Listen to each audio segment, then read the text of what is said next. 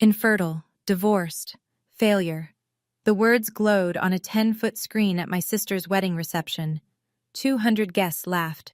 My father smiled and said, "Just a joke, sweetheart." My mother swirled her wine like she was watching dinner theater, and my sister, the bride, leaned into her microphone and said, "Don't laugh too hard, she might actually cry." I didn't cry. I picked up my phone, typed one word, "Begin." And the room went so silent you could hear the ice cracking in my mother's glass. What happened next didn't just ruin the party. It dismantled 16 years of lies, and the family reputation built on top of them. Before I go on, please take a moment to like and subscribe, but only if you genuinely connect with this story. And drop a comment.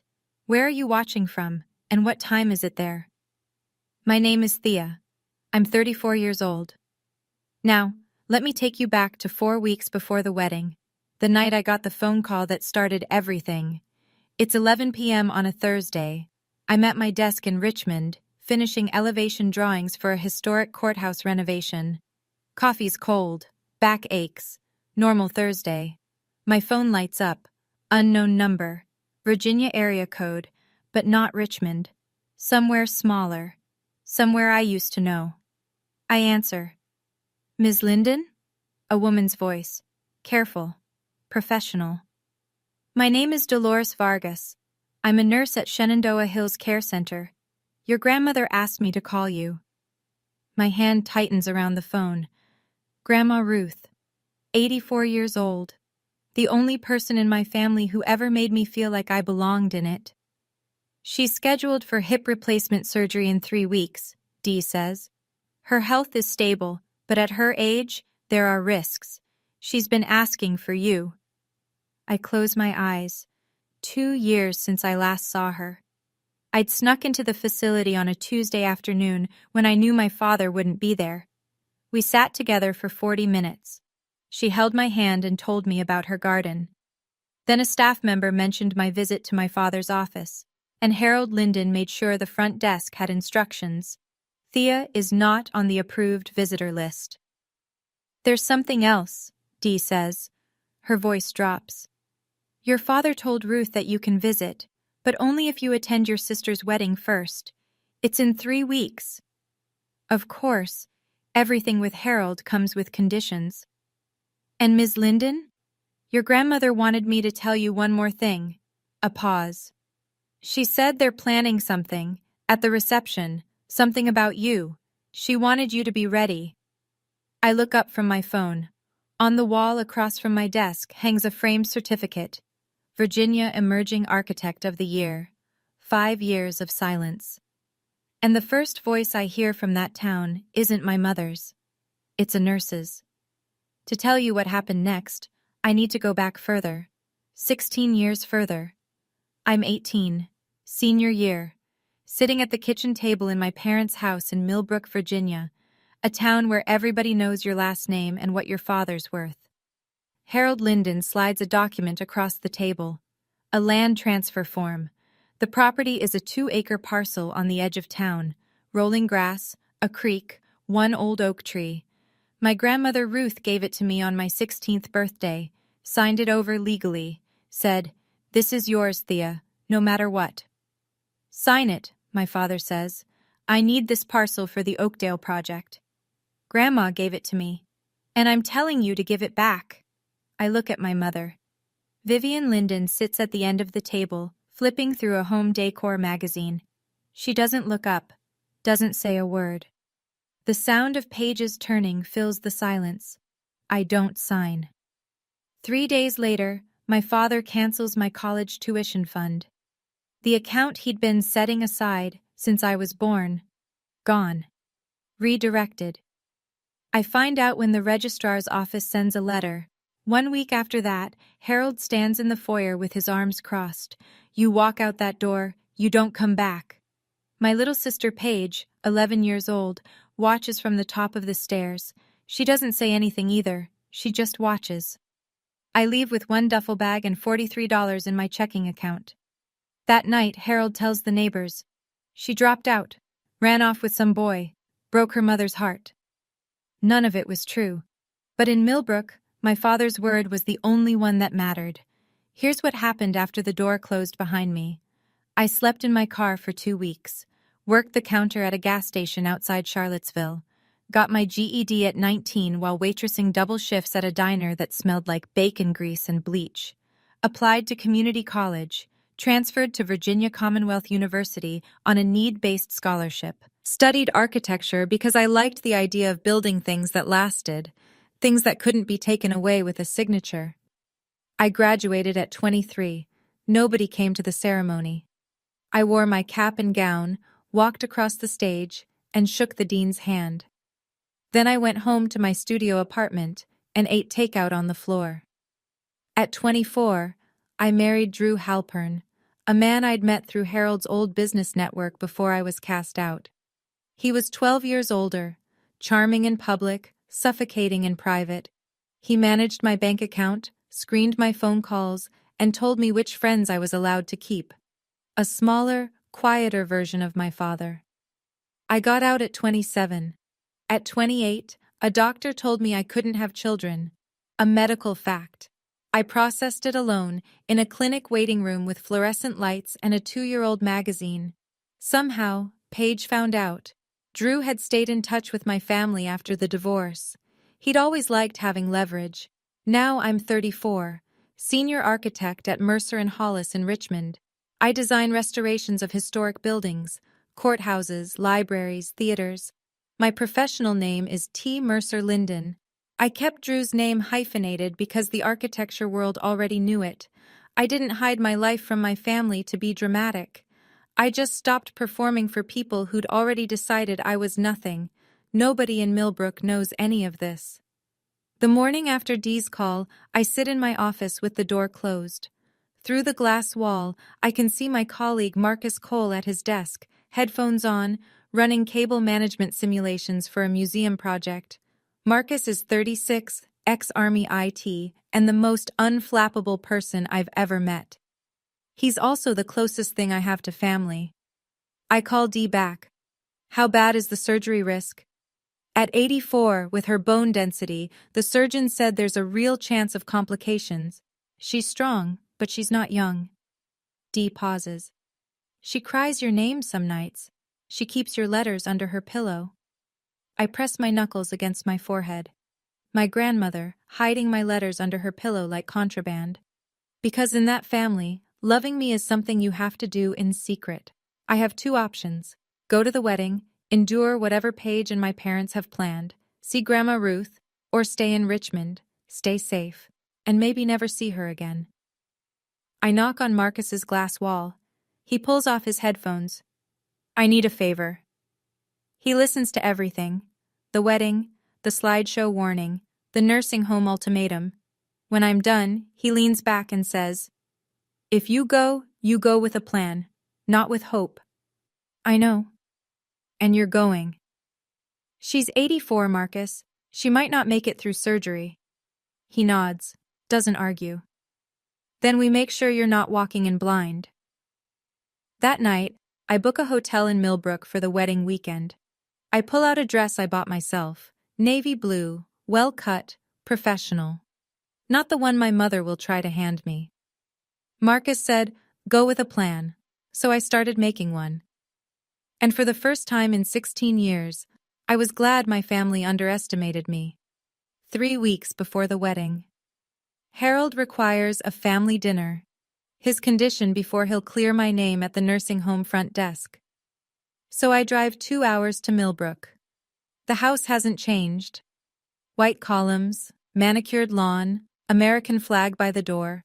The performance of respectability, down to the last trimmed hedge. Nobody hugs me at the door. Vivian looks me over. "You look thin. Are you eating?" I'm not thin. I run 3 miles every morning and I eat plenty. But this is how my mother operates.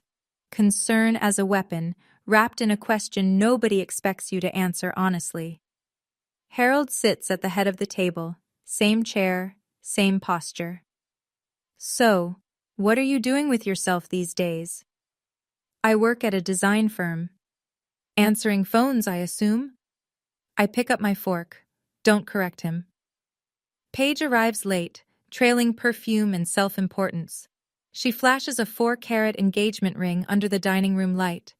Then she pulls me aside in the hallway. I need you to wear something understated at the wedding. Garrett's family is very particular. She tilts her head. You still alone? No one? I say nothing. She smiles. Some people just aren't meant for that, I guess. Before I leave, Vivian hands me a garment bag. Inside, a pale beige dress, shapeless, 2 sizes too large. This will be perfect for you. At the door, Harold puts his hand on my shoulder. The Whitmores are old money. They judge. One wrong move and this deal dies. Don't embarrass us. I drive back toward the highway, and then the name hits me. Whitmore. I know that name. Not from Paige's ring, not from Harold's business talk. I know it from a project file sitting in my office in Richmond. Back at my desk Monday morning, I pull up the client database. Whitmore Heritage Foundation. There it is. Our firm has been contracted for the Millbrook Heritage Restoration Project, converting a Civil War-era textile mill into a community arts center. The foundation is funding the entire thing. The client contact, Eleanor Whitmore, chair of the foundation, Garrett Whitmore's mother. I've been the lead architect on this project for 6 months. We've exchanged dozens of emails, 3 video calls. She knows my work, my design philosophy, my project timeline. She knows T. Mercer Linden. She does not know my face. We've never met in person. I sit with this for a long time. I don't plan to use it. I'm not Harold. I don't weaponize connections, but I file it away. If everything falls apart in Millbrook, I am not a stranger to the most powerful family in the room. That evening, Marcus does his own research. He calls me at 9.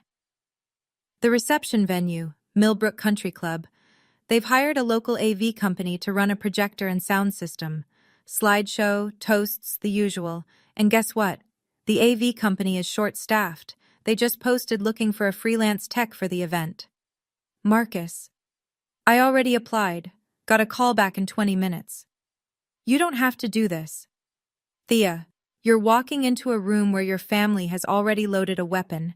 I'm just making sure you have access to the safety switch. By Wednesday, Marcus is confirmed as a freelance AV technician for the Whitmore Linden wedding reception. He'll have direct access to the projector system, the USB inputs, and the soundboard. I prepare a short presentation. Not an attack, just the truth. Photos, degrees, awards, my actual life. Title slide, The Real Thea Linden. I save it to a USB drive and hand it to Marcus on Thursday. You're not going to war, Thea, he says. You're going to a wedding. But if they fire the first shot, you'll be ready to fire the last. 1 week before the wedding. Harold clears my name at the front desk. 30 minutes, supervised. Vivian will accompany me. Shenandoah Hills smells like hand sanitizer and boiled vegetables. Vivian parks herself in a chair in the hallway, already texting. She doesn't come in. Grandma Ruth is smaller than I remember. Her white hair is thinner, her hands shake. But her eyes, those sharp, knowing eyes, haven't changed. She grabs my hand the second I sit down. Let me look at you. She studies my face. You're healthy, you're strong, I can tell. I'm good, Grandma. Don't let them break you again. Her grip tightens. You're the strongest one in this family. You always were. She reaches under her pillow and pulls out a small envelope. Dee helped her hide it from the staff Harold pays to keep tabs. Inside, a photocopy of a property deed. The 2-acre parcel. My name, clear as day. That land is yours, Ruth says. It always was. Your father never got it transferred. He's been furious about it ever since. I stare at the document. For 16 years, I assumed Harold had found some legal way around my refusal, some technicality, some forged signature. He hadn't. The land was still mine. He tells people it's part of Linden Properties, Ruth whispers, but it's not. He never had the right. A knock on the door. Vivian's voice clipped. Time's up! I fold the envelope into my jacket pocket. I lean down and kiss Ruth's forehead. "That's my girl," she murmurs. I walk out past my mother, who doesn't ask how Ruth is doing. She checks her lipstick and her phone screen and says, "Let's go, I have a fitting." I leave the nursing home with two things: a grandmother's blessing and proof that my father had been lying about more than just me. 6 days before the wedding, my apartment in Richmond.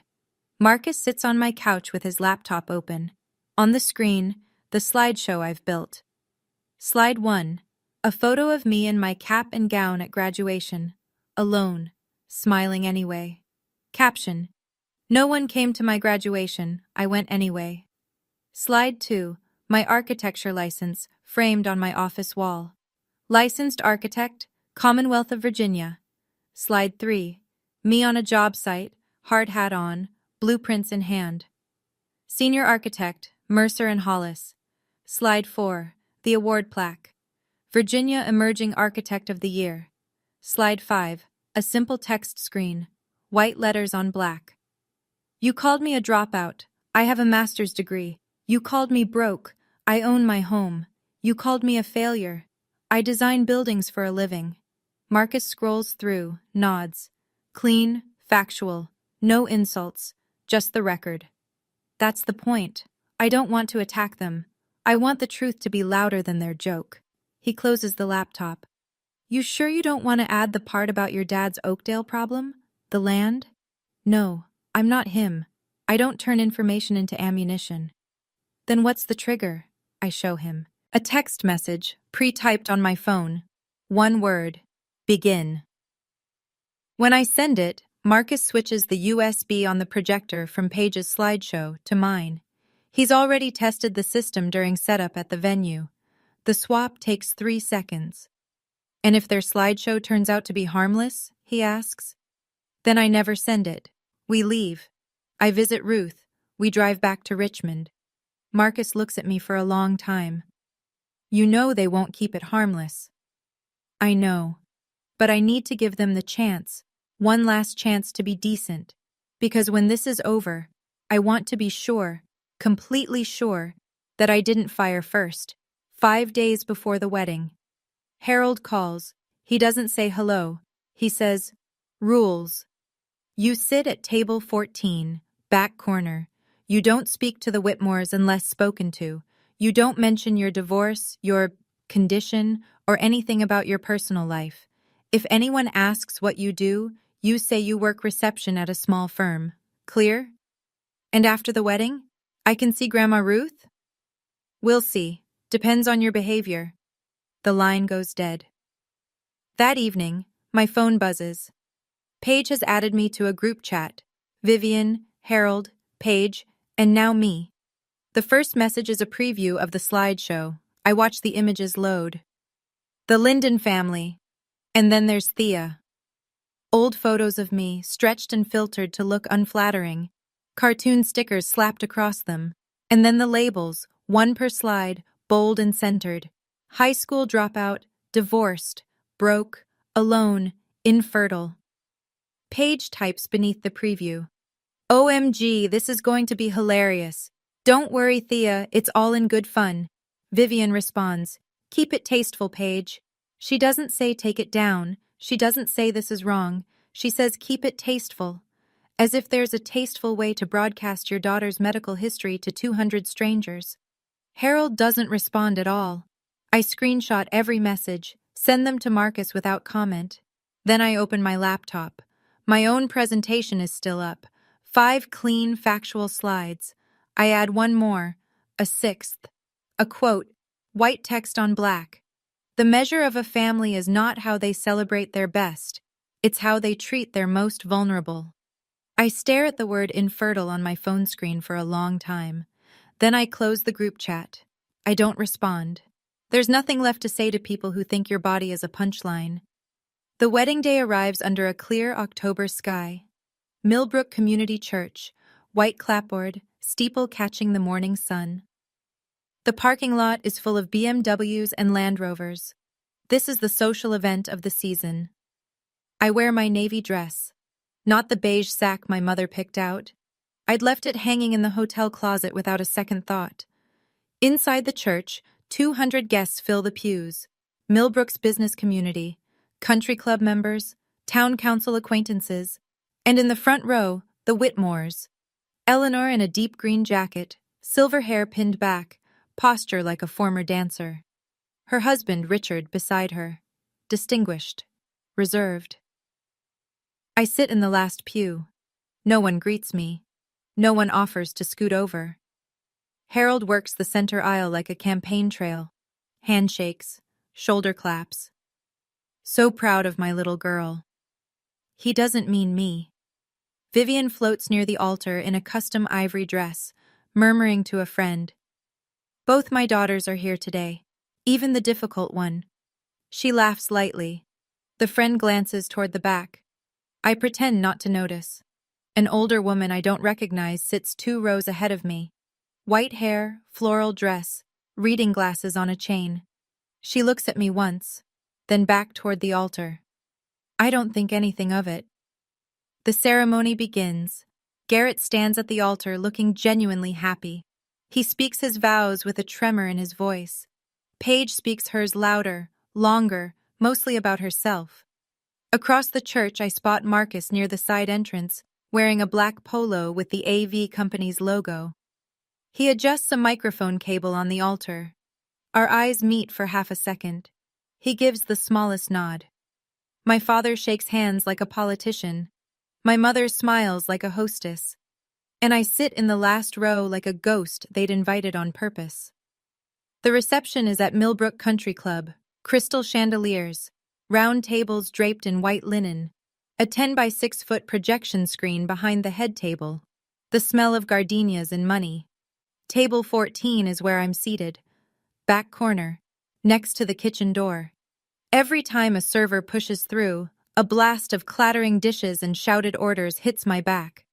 My table mates are distant cousins who've clearly been told nothing about me, and an elderly couple who spend the entire appetizer course discussing their recent cruise. A woman across the table leans in. "And what do you do, dear?" "I'm an architect." "Oh, how nice." She turns to the man beside her and starts talking about kitchen renovations. On stage, Paige takes the microphone for the first toast. She thanks her parents. She thanks the Whitmores. She thanks her college friends, her wedding planner, her florist. Then she looks toward the back of the room, toward me. "And my sister Thea, who managed to show up today." A pause. "That's something, right?" Scattered laughter. The polite kind. The kind where people aren't sure if they're supposed to laugh, so they do anyway. Harold clinks glasses at the head table with Richard Whitmore. They're leaning close, talking numbers. Eleanor sits beside them, polite but measured. She hasn't committed to anything yet. I can tell by the way she holds her wine glass, close, untouched, like a prop. My mother appears at my elbow. Her perfume arrives before she does. "Don't drink too much," she whispers. "Don't talk about yourself, and for God's sake, smile." I smile. Not because she told me to, because in 20 minutes, the slideshow is scheduled to play, and I know exactly what's on it. Right now, I'm sitting at table 14 with a plate of food I can't eat and a family that wishes I'd stayed invisible. But I want to ask you something specific. Have you ever been seated at the back, literally or figuratively, by people who were supposed to love you? Not the kind of exclusion you question, the kind you're told is normal. Tell me in the comments. Because what happens next at this reception, with that screen and those 200 guests, is the reason I'm telling you this story today. Stay with me. The lights dim. Paige's maid of honor takes the microphone with a grin that tells me she's been rehearsing this all week. "And now, a special presentation from the Linden family." The screen flickers to life. Soft piano music plays through the speakers. Baby photos of Paige, gap-toothed smile, ballet recitals, prom. Paige and Harold fishing on a lake. Paige blowing out birthday candles. The Lindens on vacation. Vivian in a sun hat. Harold with his arm around Paige, the ocean behind them. I'm not in a single photo. The room coos. "Ah!" Eleanor Whitmore smiles politely. Richard pats his son's shoulder. Then come the couple photos. Paige and Garrett at a vineyard, at a football game, at Christmas dinner with the Whitmores. Each one earns a round of soft applause. The music shifts, playful. A drum roll sound effect. The screen reads, "And now, let's meet the rest of the family." Paige grins from the head table. She catches my eye across the room and wiggles her fingers in a little wave. Vivian leans back in her chair with the satisfied look of someone who's been waiting for the main course. My stomach drops, not from fear, from certainty, because I know what comes next. Under the table, my phone is already in my hand. The message to Marcus is typed and ready. One word: begin. My thumb hovers over the send button. I make myself a promise. If the next slide is harmless, if it's an old photo with a gentle caption, if it's a real toast, if there's even a scrap of decency in what they've prepared, I won't press it. I'll take the joke. I'll go home. I'll let them have their night. I give them one last chance to be decent. The screen changes. My face fills the frame. An old photo from high school, grainy, unflattering. Across the bottom, bold white letters, high school dropout checkmark. Nervous laughter ripples through the room. A few people glance at me. I keep my face still. Next slide. A cracked heart emoji beside my name. Divorced. The laughter grows. Louder now. The kind that feeds on itself. Next. An animated cartoon of an empty wallet flapping open. Broke. Someone at table 6 snorts into their champagne. Next. A photo of a single place setting. One chair, one plate. Alone. Paige is laughing from the head table. Vivian sips her wine, watching the room like she's scoring the performance. Then the final slide loads. A clip art baby with a red X stamped across it. Infertile. The word fills the 10-foot screen. For a moment, the room goes quiet. The shocked kind. The kind where people realize they've been laughing at something they shouldn't have. Then a few more laughs break through. Uncomfortable, herd following. Paige leans into the microphone. "Don't laugh too hard. She might actually cry." Vivian swirls her wine. Half smile, eyes on me. Harold catches my gaze from the head table. "Just a joke, sweetheart. Lighten up." Eleanor Whitmore is not laughing. I see it clearly from across the room. She sets her glass down on the table with a quiet click. Her jaw tightens. She looks at Harold, then at the screen, then at me. I feel the blood rush into my face. My hands shake. My vision narrows to one word on that screen. Infertile. My medical history. My private grief. Projected for 200 strangers to laugh at. That was the line. And they didn't just cross it. They broadcast it in 10-foot letters. I look around the room. 200 faces. Some laughing. Some looking away. Some pretending to check their phones because they don't know where to put their eyes. Paige is beaming. This is her favorite part of her own wedding. Not the vows, not the first dance, but this. Watching me sit in the wreckage of my own humiliation. Vivian raises her glass slightly. A silent toast to her own cruelty. Harold has already turned back to Richard Whitmore, resuming their conversation as if nothing happened. As if putting Infertile on a screen for 200 people is the social equivalent of a knock-knock joke. I look down at my phone. The message is still there. One word. Begin. I think about Ruth, about her hands shaking when she gave me that envelope, about the way she said, "Don't let them break you again." I'm not breaking. My thumb presses send. 3 seconds pass. The slideshow freezes. The screen goes black. Paige frowns. Tech issues?" She waves toward the back of the room. "Can someone fix that?" Behind the AV booth, Marcus pulls Paige's USB from the projector and inserts mine. His hands are steady. He's done harder things under worse pressure. The screen lights up again. White text on a dark background. Clean. Simple. The real Thea Linden. The room goes silent. Not the polite kind. The kind where every head turns and every conversation stops at once. Harold stands up. What is this? Turn it off. He looks toward the AV booth. Marcus doesn't move. The system remote has been locked. The only way to kill it is to pull the power cable in the utility closet, and Marcus locked that door 20 minutes ago. For the first time in 16 years, my father can't silence me. The first slide fills the screen.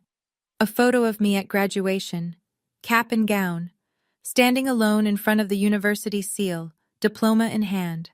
The caption reads, "No one came to my graduation. I went anyway." Murmurs. A woman at table 3 puts her hand over her mouth. Next slide. My architecture license, framed and mounted. Licensed architect, Commonwealth of Virginia. The murmurs get louder. Next. Me on a construction site, hard hat, steel-toed boots, blueprints rolled under my arm. Behind me, the skeleton of a renovated courthouse.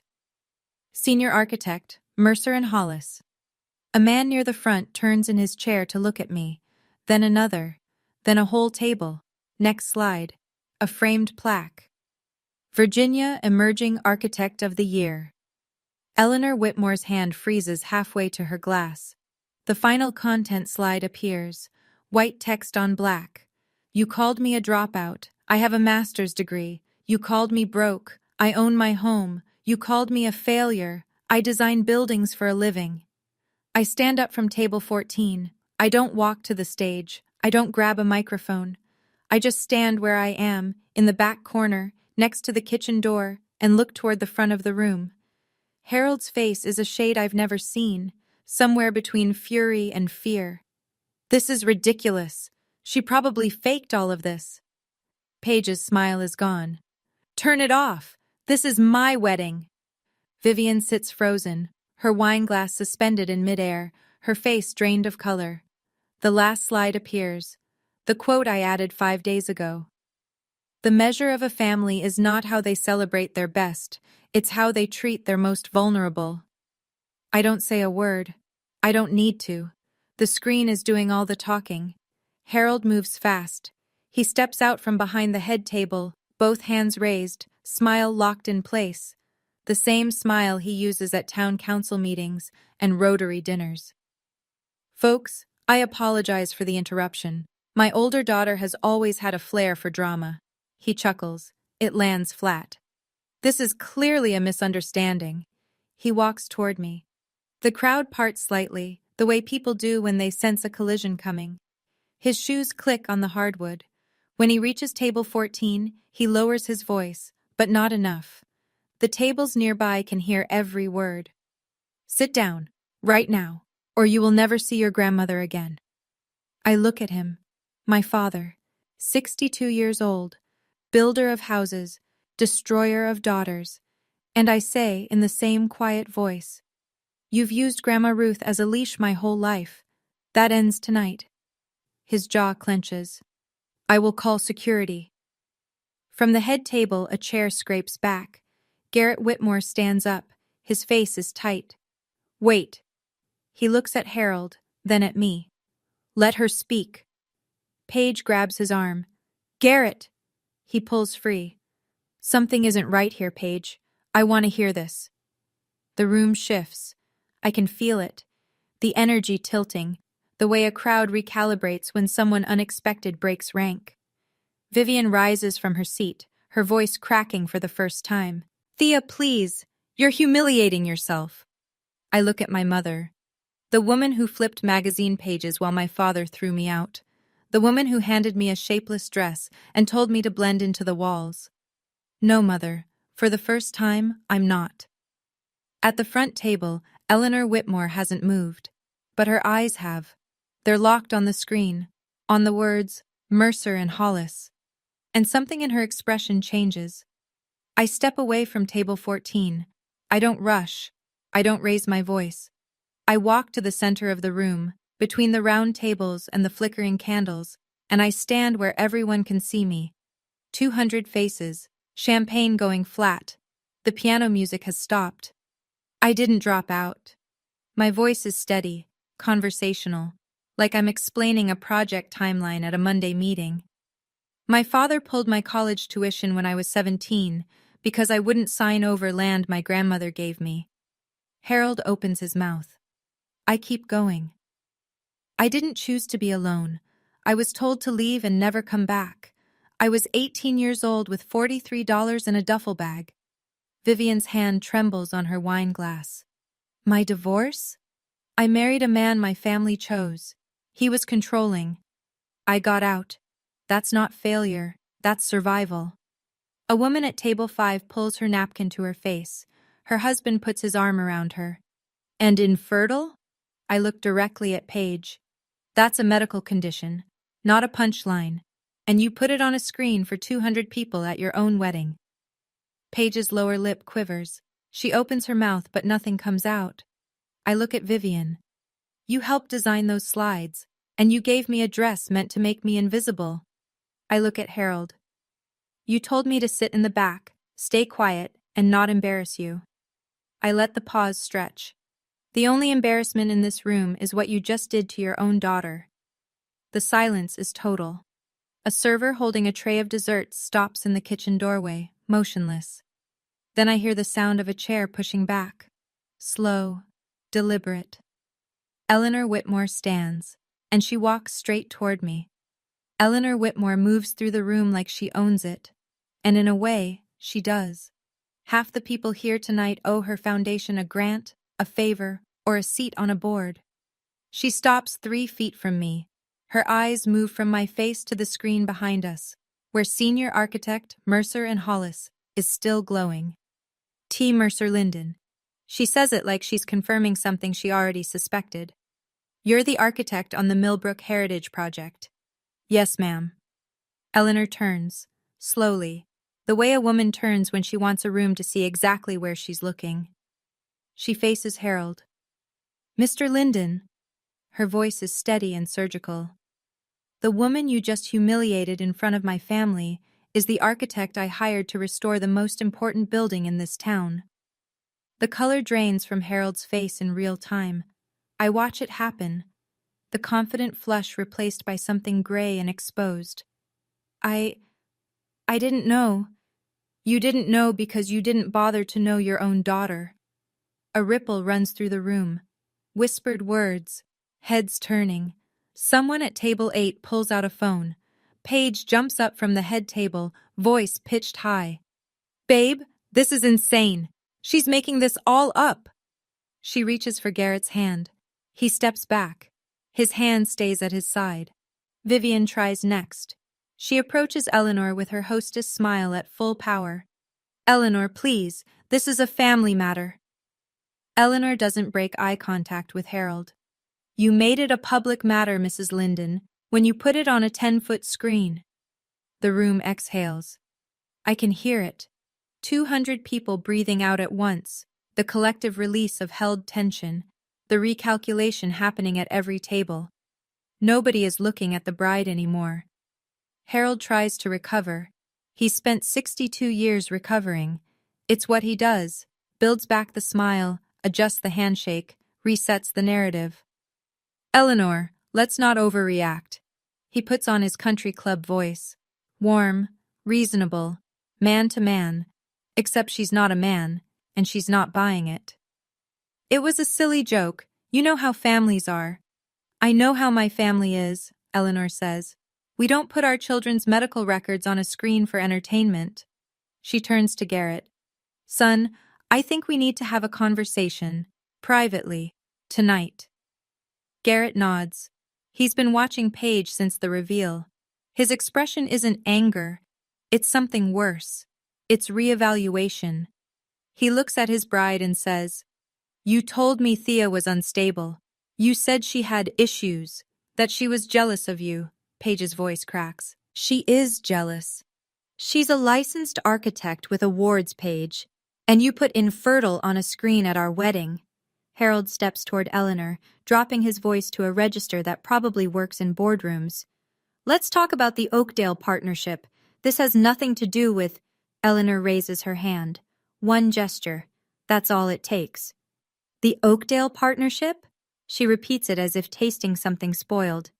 Harold, after what I just witnessed, there is no Oakdale partnership. Harold's mouth opens. Nothing comes out.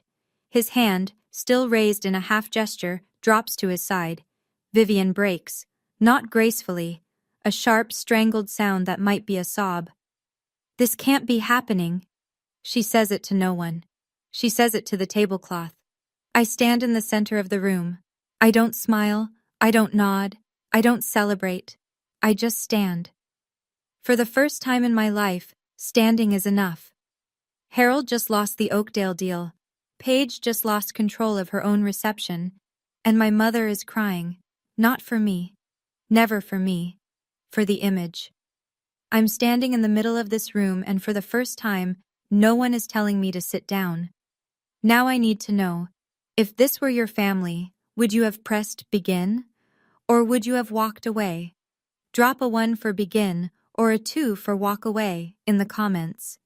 And stay with me, because what happens after this moment is something I never planned for. Paige is a fast learner. She grew up watching our mother pivot from cruelty to composure in under 5 seconds, and now she deploys the same skill. Her face crumbles, not gradually, all at once, like a switch. Tears spill down her cheeks. She rushes to the center of the room, hands pressed to her chest. This is my day! Her voice breaks perfectly. She always does this. She has always been jealous of me. She turns to the crowd, mascara streaking. I invited her because I wanted her here. The slideshow was supposed to be funny. She's twisting everything. A few guests shift uncomfortably. There it is. That hesitation that predators rely on. The moment where onlookers wonder, maybe the crying woman is the real victim. Paige spins toward Garrett. You're choosing her? On our wedding day? Vivian rushes to Paige's side, wrapping an arm around her. My baby. They're attacking my baby. She looks at Eleanor with wet eyes. Can't you see what's happening? For a second, just a second, I feel the room tilt back toward them. Tears are powerful. A bride crying at her own wedding is powerful. I see doubt flash across a few faces. Then Eleanor speaks. She doesn't raise her voice. She simply takes out her phone, glances at the screen still glowing behind us. Funny? She reads from the slides. Infertile. Failure. Alone. She looks at Paige. Which part was the joke, dear? The doubt evaporates. The room resettles, like a jury that considered a different verdict and decided against it. Paige's tears are still falling, but they've lost their power. She's ruining my wedding! I don't shout. I don't match her volume. I just say, I didn't make the slideshow, Paige. You did. Eleanor isn't finished. She turns back to Harold, and this time, her voice carries the flat precision of a woman who manages a multi-million-dollar foundation. The Oakdale Project. You told us the land was fully consolidated under Linden Properties. Every parcel accounted for. Harold stiffens. It is. I wasn't planning this. I didn't rehearse it. But I hear the words Oakdale and fully consolidated, and something clicks into place. The envelope in my pocket, the deed Ruth pressed into my hands 1 week ago. Actually, I say, it's not. The room turns to me. I reach into my jacket and pull out the folded photocopy. The center parcel, the one my grandmother gave me when I was 16, is still in my name. I have the deed right here. Harold's face goes rigid. Not the public rigidity of composure, the private kind. The kind I remember from the kitchen table when I was 18, and he slid that document across to me. Eleanor looks at the paper, then at Harold. You were going to build on land that belongs to your estranged daughter, without her consent? Without telling us? She was supposed to sign it over years ago. I was 18. You tried to force me. I said no. You threw me out. I fold the deed and put it back in my pocket. And you've been telling people the land was yours ever since. Richard Whitmore stands for the first time. He buttons his jacket, the kind of small, deliberate motion men make when they're about to leave permanently. Eleanor meets Harold's eyes one final time. Mr. Linden, I think we're done here. Harold turns to me. His voice drops to something raw and small. You ungrateful. Garrett steps forward. Enough. His voice is sharp and final. That's enough, Mr. Linden. Something in Vivian fractures. She's been holding it together. The smile, the posture, the hostess mask, for the better part of 40 years. But the Whitmores are walking away. The deal is dead. And the room is looking at her family the way she's spent her entire life, making sure they never would. She turns on me. The polish is gone. The magazine-flipping, wine-swirling composure, gone. You think you're better than us now? Her voice is shaking. You think your little slides change anything? You were nothing. You had nothing when you left this house. You're right, I say. I had nothing. Because you made sure of that. I did what was best for this family. You did what was best for the image. There's a difference. She looks around the room, searching for an ally. Her eyes land on familiar faces, country club friends, book club members, women she's had lunch with for 20 years. She tries the social smile. This is so embarrassing. Family drama, you know how it is. Nobody smiles back. Then a voice rises from the back. The older woman from the church, the one with reading glasses on a chain. She stands slowly, gripping the edge of her table. I've known Ruth Linden for 50 years. Her voice is thin but carries through the silent room. She would be ashamed of what you three did tonight. She picks up her clutch purse and walks toward the exit. Her heels click against the floor, measured and final. Another couple stands. Then a man at table 9. No speeches, no drama. They just leave. Vivian sinks into the nearest chair. Her hand finds her wineglass, but she doesn't lift it. For the first time, she looks exactly her age. Maybe older. The room is emptying, and no one is pretending this was a joke anymore. The room is thinner now. Empty chairs scattered among the remaining guests. The gardenias are wilting under the heat of the chandeliers. Paige sits alone at the head table. Garrett stands with his mother near the side door. Harold hasn't moved from the center of the room, hands at his sides, staring at the floor. I look at what's left. My family. This room. 16 years of silence, ending here, between dessert plates and half-empty champagne flutes. I don't go to the microphone. I don't need it. My voice carries just fine in a room this quiet. I didn't come here to ruin your wedding, Paige. I look at my sister. I came because Grandma Ruth asked me to, because even after everything, she still believes this family can be better. Paige's head drops. I don't hate any of you. I look at Harold, at Vivian. But I am done being your punchline. I'm done earning the right to exist in this family. Harold's eyes finally lift to mine. They're red. I've never seen that before. If you want me in your life, it starts with respect. Not conditions, not performances. Respect. I pick up my clutch from table 14. I straighten my navy dress, the one I bought myself. And if you can't do that, then this is goodbye. I walk toward the exit. Past Harold, he doesn't look up. Past Vivian, she's staring at the tablecloth. Past Paige, she turns her face away. At the door, a voice stops me. Ms. Linden? I turn. Eleanor Whitmore is standing near the coat check. Her green jacket is already on. Her car keys are in her hand. Monday morning. My office. We have a project to finish. I nod. She nods back. And I walk out into the October night. The parking lot is half empty. Most of the early leavers are already gone. I sit in my car with the engine off, hands on the steering wheel, staring at the country club entrance. A tap on the window.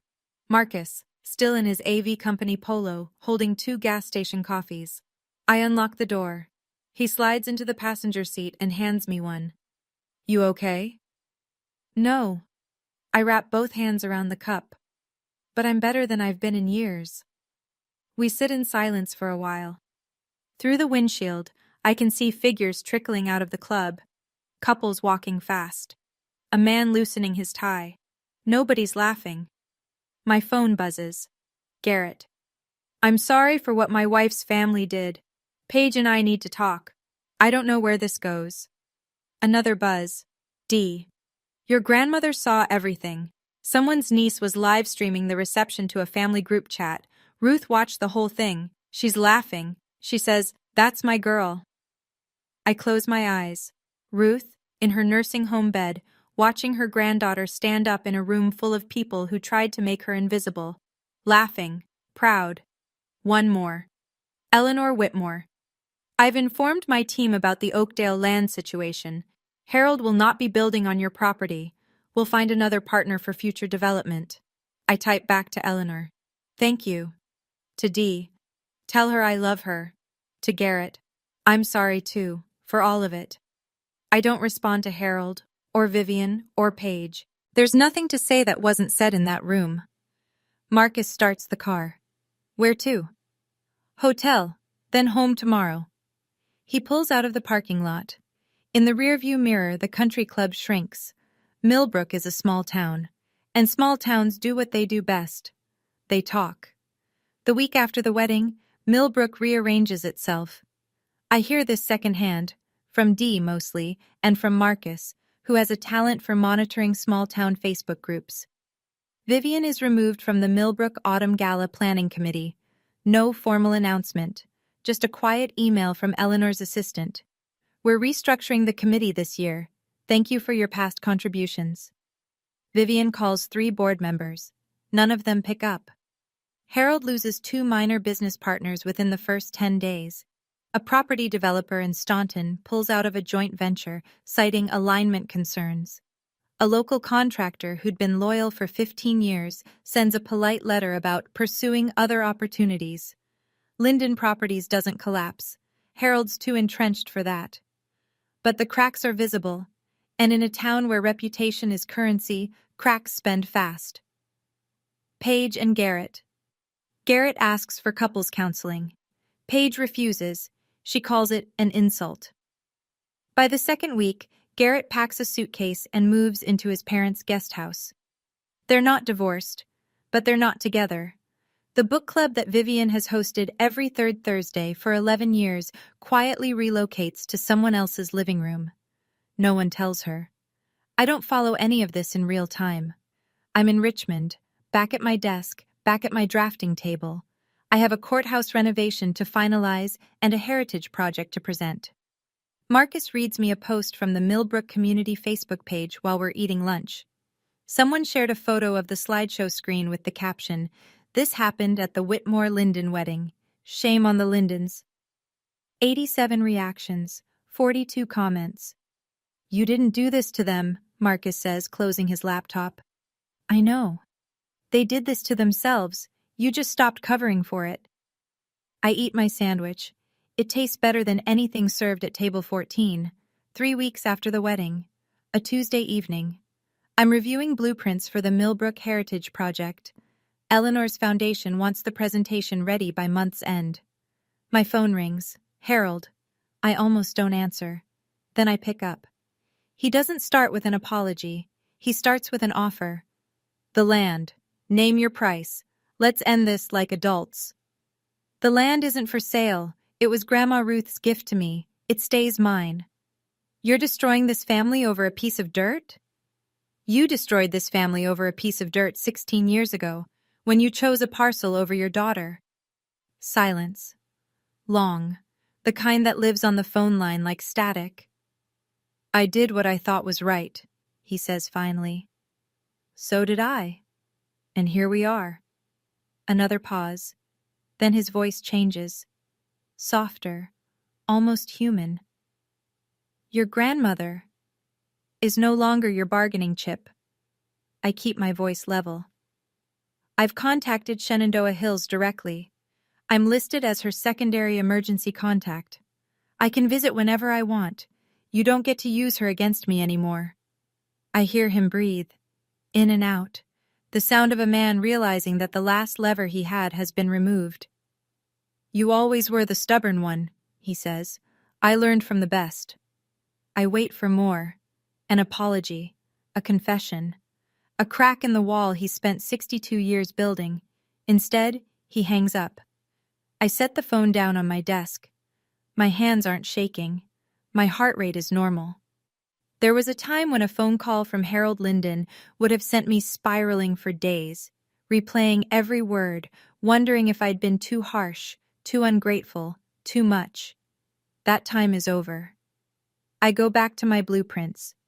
2 weeks after Harold's call. A Sunday morning. I'm making coffee when my phone lights up with Paige's name. I let it ring 3 times before I answer. Old habit. Bracing. But the voice on the other end doesn't sound like Paige. Not the Paige I know. The one who wiggles her fingers and puts Infertile on a screen. This voice is flat, tired, stripped of performance. Garrett moved out. Mom won't stop crying. Dad won't talk to anyone. I sit down at my kitchen table. I don't interrupt. The slideshow was wrong. I know that. She stops, starts again. I don't know why I did it. I've been doing things like that my whole life and nobody ever told me to stop. Because they were too busy doing it to me. A shaky exhale. Yeah. Silence. I don't know who I am without being the favorite, she says. And it's the most honest thing my sister has ever spoken. I could be cruel here. I could list every time she twisted the knife, every holiday she was celebrated while I was erased, every lie she inherited from our parents and polished into her own weapon. But cruelty is their language, not mine. Then maybe it's time you figured that out, I say. Without me as the punching bag. Can we start over? I don't know, but we can start with you talking to someone, a professional, not mom, not dad, someone who'll actually tell you the truth. A long pause. Okay. Neither of us says I love you. Neither of us says goodbye. We just sit on the phone for another few seconds, breathing, and then the line goes quiet. I set the phone down. Look out the window. The morning light is pale gold on the trees outside my apartment. No tears, just tired, but lighter than before. The following Saturday, I drive to Shenandoah Hills. No phone call to Harold, no 30-minute limit, no Vivian in the hallway checking her lipstick. I just go. Dee meets me at the front desk with a smile that says she's been waiting for this visit. She's in the sunroom today, strong morning. She watched your slideshow video again at breakfast. Again? 5th time. She made me replay the part where Eleanor said, "You didn't bother to know your own daughter." She clapped. The sunroom is warm and bright. Potted ferns line the windowsills. Grandma Ruth sits in a wheelchair by the glass, a crocheted blanket across her lap, her white hair catching the sun. She sees me and her whole face opens up. Not a polite smile, not a hostess smile. The real thing, the kind that starts in the eyes and fills every line and crease. She grabs my hand the second I sit down. "You stood up," she says. "In that room full of people, you stood up." "You taught me how, Grandma." She squeezes my fingers. "Now, tell me about your buildings. Tell me about your life. We have time." So I tell her, all of it. The GED, the diner shifts, college, the first project I designed, a small library in a town nobody's heard of, the courthouses, the awards, the apartment with the drafting table by the window. She listens to every word, asks questions, laughs at the parts where I slept in my car and ate cereal for dinner 3 nights a week. Nobody knocks on the door. Nobody says time's up. Outside the window, an oak tree spreads its branches across the lawn, old, knotted, rooted deep, like the one on the land Ruth gave me when I turned 16. Some things can't be signed away. 3 months later. I'm at my desk in Richmond, Monday morning, coffee in hand. On the wall, a new framed print of the Millbrook Heritage Project rendering, the textile mill as it will look after restoration. Red brick, arched windows, a courtyard open to the sky. Eleanor's foundation approved the final design last week. Next month, I present it to the Millbrook Town Council. I'll stand in front of the same people who watched me get humiliated at a wedding and show them what I'm actually building. The land, my 2 acres, stays untouched. I haven't decided what to do with it yet. Sometimes I think about a small house, something simple. A porch where Ruth could sit and watch the creek. Maybe someday. Ruth's surgery went well. Hip replacement, no complications. She's in physical therapy now, walking with a frame, complaining about the food. I visit every 2 weeks. We talk about her garden, my projects, the weather, and nothing about Harold. It's peaceful. Harold hasn't called again. Vivian sent a single text message. I'm sorry. 2 words, no follow-up. I read it. I didn't respond. I'm not ready. I may never be. That's allowed. Paige started therapy. Garrett moved back in a month ago, on the condition they continue counseling. Dee told me Paige visited Ruth at the nursing home last week, first time in over a year. She brought flowers. Ruth said Paige looked different, quieter. I don't know what that means yet, but it's something. Marcus and I are working on a new project together, a historic schoolhouse in the Shenandoah Valley. Small budget, big heart, the kind of work that reminds me why I chose this career. I eat breakfast alone most mornings. Coffee, toast, the news. But alone isn't the same as lonely. I learned the difference when I stopped sitting at table 14. This morning I stand in front of my bedroom mirror. Navy blazer, white blouse, hair pulled back. On my dresser, the invitation to the Millbrook Town Council presentation. My name printed in clean black type. Thea Linden, AIA, Senior Architect. Not T. Mercer Linden. Not Drew's name. Not a hyphenation for professional convenience. Just mine. I pick up the invitation and run my thumb across the letters. 6 months ago, I sat in the last row of a church and watched my father shake hands like he owned the world. 4 months ago, I stood in a banquet hall while my body was turned into a joke for 200 people. Today, I'm driving back to Millbrook, but I'm not going to the old house. I'm not going to beg for a seat at anyone's table. I'm going to the textile mill, the one I'm rebuilding from the foundation up. Brick by brick, beam by beam, the way I rebuilt everything else. They called me infertile, divorced, failure, dropout, broke, alone. I am some of those things, and none of them define me. You don't need your family's permission to have a life worth living. You just need to stop asking for it. I take my keys. I walk out the door. The October sun is sharp and clean, the way it gets in Virginia when the leaves are turning and the air smells like wood smoke in cold mornings. I drive west, toward Millbrook, toward the building I'm restoring for a town that doesn't know my whole story yet, but will. The road stretches ahead, the mountains rise blue in the distance, and I'm not going home. I'm going to work. That's my story. And if you've made it to the end, I think some part of it belongs to you too. So here's what I want to ask. Don't just tell me how you felt. Tell me what you're going to do differently after hearing this. Set one boundary this week. Just one. If you chose begin earlier, hit subscribe. I'll be sharing another story soon that will make you rethink everything you thought you knew about family loyalty. Check the description for more stories like this one. Thank you for being here. It means more than you know.